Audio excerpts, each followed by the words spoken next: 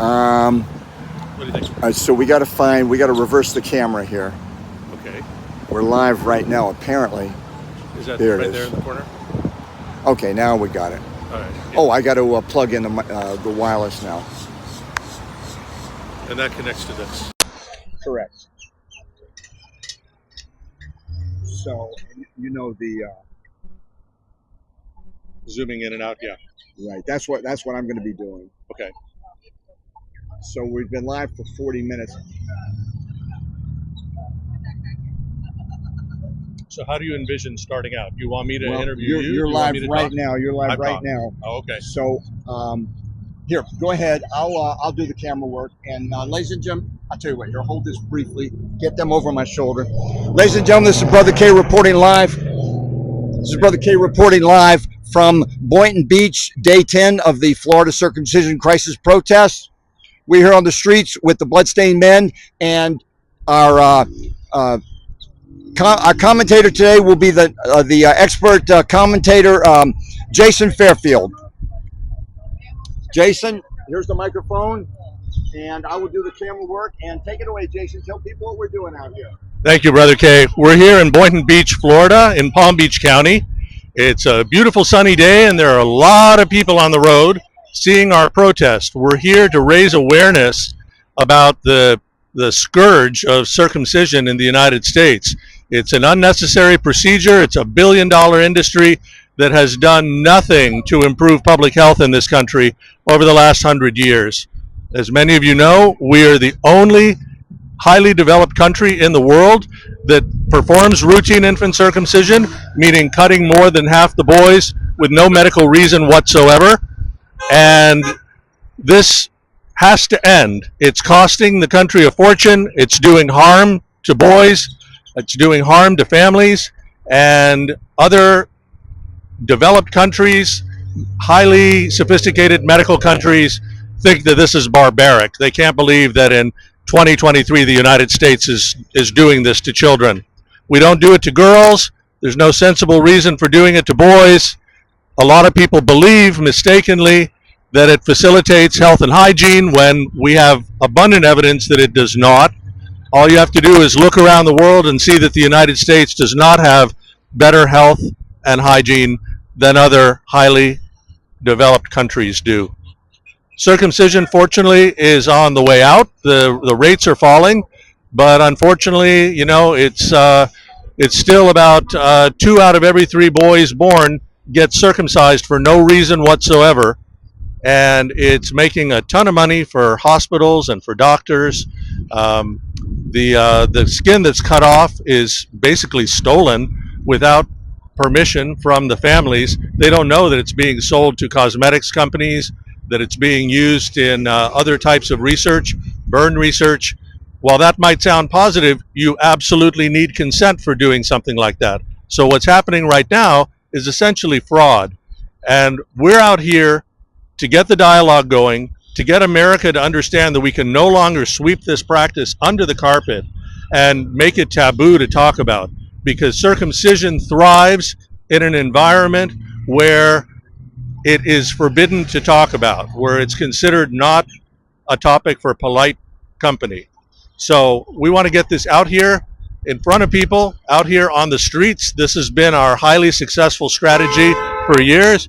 We're having a lot of honks of support from cars going by, a lot of people giving us a thumbs up sign, and it's been really great to see the support for this. I think a lot of people have wanted for a long time that there is a dialogue about this in this country, and they are really pumped up to see the protest that stands for what they want it to talk about. We have a great crew out here today. We have people that live in Florida, people that have flown in from other parts of the United States, very committed to this work, and this has been a really successful tour this time in Florida. For people who want more information on circumcision, there are a number of great places you can go. You can Google elephant in the hospital. There are other tremendous resources.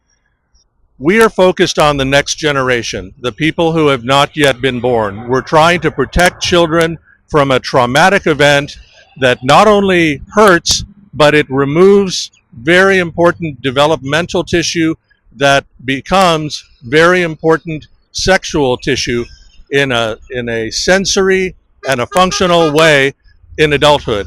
So people have really not got the facts up until now. Doctors don't want you to know the facts. Many of the doctors themselves don't know the facts. But if you listen to people in countries that don't circumcise, they can explain exactly how wrong it is to cut off a normal part of the penis. Medical associations around the world denounce infant circumcision and encourage parents not to do it to their children unless there is an absolute medical necessity, which is very rare. Even in the United States, no national medical association, not the American Academy of Pediatrics, not the American Medical Association, not ACOG, none of them recommend infant circumcision and never have in their histories recommended infant circumcision. So that should tell parents a lot, that it has never been recommended by any national medical body in the United States or in other countries. We have had tremendous feedback from people who have seen the protests. We're grateful for everybody who shares on social media and puts photographs and videos up for discussion. Some people agree with us, some people don't, but the critical thing is we get the dialogue going, because this has happened in the dark for too long, and we are committed to ending that so that we can have an honest, open dialogue about the harms of circumcision, how unnecessary it is, and how it's an industry that never should have taken hold in the United States. We'll get ourselves out of this, but it's going to take a while because it's an economic problem as well as a social problem. What it isn't is a medical issue. Circumcision has never been a medical issue, and for it to be, it would need a valid diagnosis of injury, deformity, disease, and no newborn has that. So there has never been a baby circumcised that needed it for medical reasons. And that's really at the heart of the message that we're trying to get out to people here, and the response has been very, very positive. Any questions, Brother Kay? We had a comment, but it vanished. I think it was a viewer named Mike, and he talked about that even in the best of circumstances, I'm paraphrasing because I was also keeping the camera. It's windy out here, ladies and gentlemen. And Jason, if you want to hold the camera, and you can do the film work for a couple minutes here. It's windy out here, ladies and gentlemen, so it's hard to hold the camera steady, especially when we zoom in. But this is Brother K reporting live from the front lines of the Florida circumcision crisis protest. One of the commenters, I believe it was Mike, said that even in the, and I know I'm roughly paraphrasing Mike because there's so much going on out here, but I think Mike, your comment was that even in the best of circumstances, circumcision is not a rational decision. There is no rational explanation for the genital mutilation of children. The people that circumcise girls also circumcise boys, and there are cultures in the Middle East and in Southeast Asia that believe in girl circumcision with all the ardor and dedication of people in the United States who believe in boy circumcision. And to them, it's the same thing. They never picked up this fancy new term called MGM or FGM. They still call old-fashioned genital cutting circumcision, whether it's a girl or a boy at the getting the cut. And they are actually anatomically identical, ladies and gentlemen. The prepuce of the clitoris is the clitoral hood. The prepuce of the penis is the penile hood. One's the clitoral hood. The penile hood is called the foreskin. But it's the same damn thing, ladies and gentlemen. Jason Fairfield, let me hand this back to you. And why don't you talk about the similarity? Talk about the similarity between male and female. Sure, absolutely. You're defenders of both, and how similar they are. We really are. I mean, when you look at bloodstained men and you look at intactivists in general, we're not just out here fighting for the protection of boys. We are equally concerned about girls, about the intersex who don't need any surgery on their genitals, because all of this develops from homologous tissue, as we call it. Homologous tissue is basically where the fetus starts out and it hasn't yet differentiated into male or female. And eventually it will, but we all start out with the same tissue. It really comes down to where the seam develops. So when you're talking about cutting tissue off of girls, boys have homologous tissue. When you're talking about cutting tissue off of boys, girls have homologous tissue. As Brother Kay said, the clitoral hood can be considered analogous to the male foreskin. And we have foreskin for a lot of important reasons. A lot of people overlook this. You'll hear people say, oh, but what about bacteria? You know, isn't this bad? The foreskin was actually designed to house the male preputial biome. It was designed to basically be the male equivalent of genital flora that is so important for the health and well-being of women. We dedicate a lot of money and research and products to women to keeping their genital pH healthy and making sure that they have positive bacteria. And it's no different in males. The foreskin is the only place on our bodies that houses the preputial biome. Preputial meaning the other name for the foreskin is the prepuce.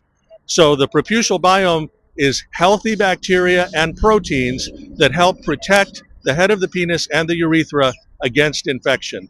When you cut that off, you actually increase the chances of infection. So that is why the United States, with widespread infant circumcision, has worse statistics than, for example, Europe or New Zealand or Australia, where they do not routinely circumcise infants. They have lower rates of STIs. They certainly have lower rates of HIV. And in the United States, not a single study ever, not since this became widespread over 100 years ago, no study has ever definitively shown that infant circumcision has had a positive effect on public health. It simply doesn't do that. It's become a fad, a custom, something that people do without really thinking too much about it, and they're afraid to look into it enough to give it up. But that's changing, especially with the current generation, with a lot of the Gen Z folks that are questioning everything. They're taking a look at this and saying, this doesn't make any sense.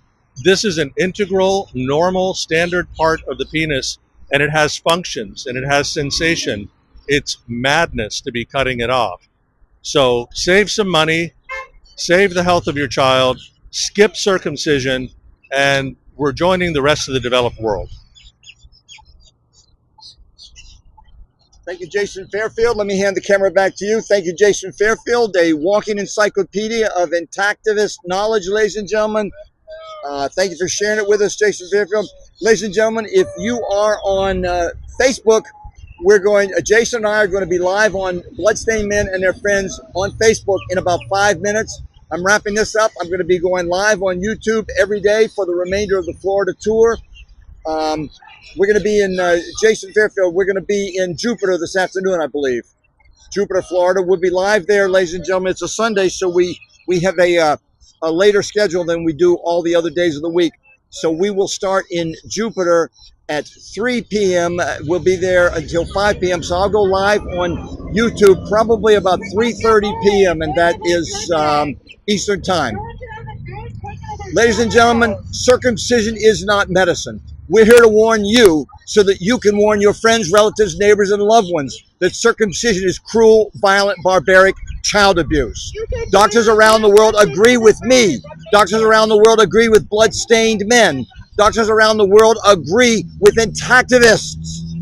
Circumcision is not medicine and never will be. It is cruel, violent, barbaric child abuse. You can warn your friends, your relatives, your neighbors, and your loved ones so that we can put an end to the nightmare for American boys and ultimately boys and girls around the world, to end the genital mutilation of all children. But the problem right now, bloodstained men, we are on the streets of Florida. The problem right now is the wholesale massacre of the genitals of American boys. 1 million a year, ladies and gentlemen, 1 every 30 seconds. It is just absolutely criminal. If we were talking about girls, the guys, the doctors who are doing it would be in prison. They would refuse to do it because they would know, oh no, that's a crime. Well, boys deserve the same protection, ladies and gentlemen. Thank you. I will see you in a few minutes on Facebook, the page Bloodstained Men and Their Friends, and tomorrow here on YouTube. Later today here on YouTube about 3:30 p.m. Thank you, ladies and gentlemen. See you later today.